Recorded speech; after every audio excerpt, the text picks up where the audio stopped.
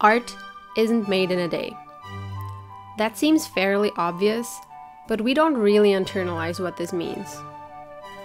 Around the holidays, I was traveling, which gave me the opportunity to visit the Berlin Old National Gallery. And the first thing that you encounter when entering the space are beautiful marble statues, a classic. I had already seen such statues, of course, when I was younger, but it's been a long time, and having a matured appreciation for art now, they ignited a new fascination about this medium. I was hit with inspiration to draw and study the forms, and having taken many pictures, I was already creating this challenge in my head, MarbleMarch. Yes, my chance to draw something daily in order to improve, just like all those other art challenges. How exciting. But already doing the first couple of drawings, I felt it. The pressure of drawing a thing a day that was pretty enough to be posted online overwhelmed the motivation to study the sculptures. So I stopped. I stopped and looked at the statues, started to picture the artists creating their work. And it hit me how long it takes to create one of those. And not just the carving, but planning.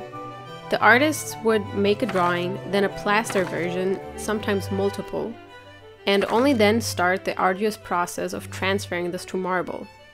Art isn't made in a day. Michelangelo did the Pieta in 2 years and the David in around 3. Can you imagine working on a single piece for 2 years? It's fascinating and honestly a little unsettling. I realized I have never spent a significant amount on a piece of art.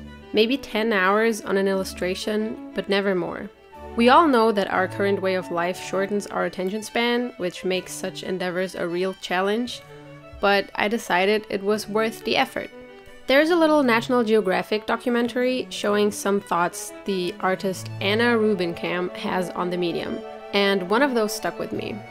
Stone carvers are often taught that carving something in stone is enough, that sheer ability to take something that's been cut from the earth and create something beautiful with it is enough.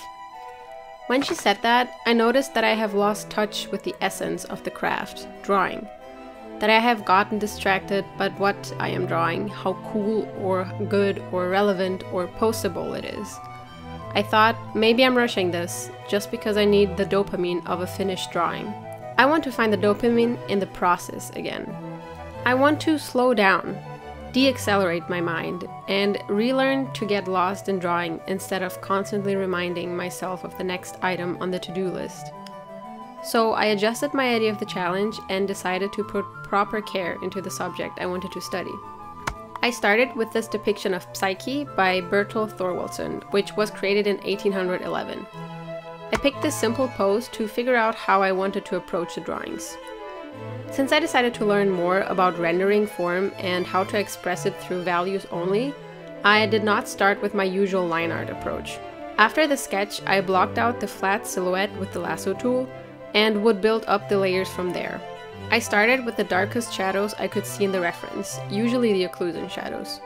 I wanted to start with that one because the intention for the studies was to put as little value down as needed for the shapes to become readable.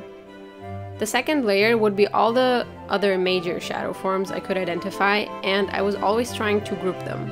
For my first attempt, those were the only shadow layers I added, finishing off with lines after all. I added the details in the face and like fingers and hands with lines just because I kind of like that aesthetic, and I felt like adding the lines after the colors gave the whole thing a type of looseness that I really liked. In later drawings, I added another layer to the halftone shadows, one with a more saturated version of the shadow color. I felt like doing this at first just for the visual interest it brings, but then I tried to place it in areas that would give even more volume to the forms, as core shadow or additional occlusion shadows, for example. Later, I also experimented with highlights, and I liked the look of that a lot, so the final layer became that. I definitely felt confidence in that process and hope to apply it to original work soon. I'm not going to pretend that I know much about Greek mythology, so when seeing the exposition, I initially didn't know that the butterfly wings belonged to Psyche. But seeing her depicted multiple times, I decided to look up her story. So now I can tell you that in this image, she is betraying an agreement she had with Amor to never look him in the face. and in this one she is crying to Pan about it after an attempt to kill herself. Fun fact! Did you know that marble statues probably used to be painted? When I learned about that, I decided to make a color version for some of the statues just for fun. The white marble is surely more useful to analyze the shadows, but I find the colorful version has a fun touch to it.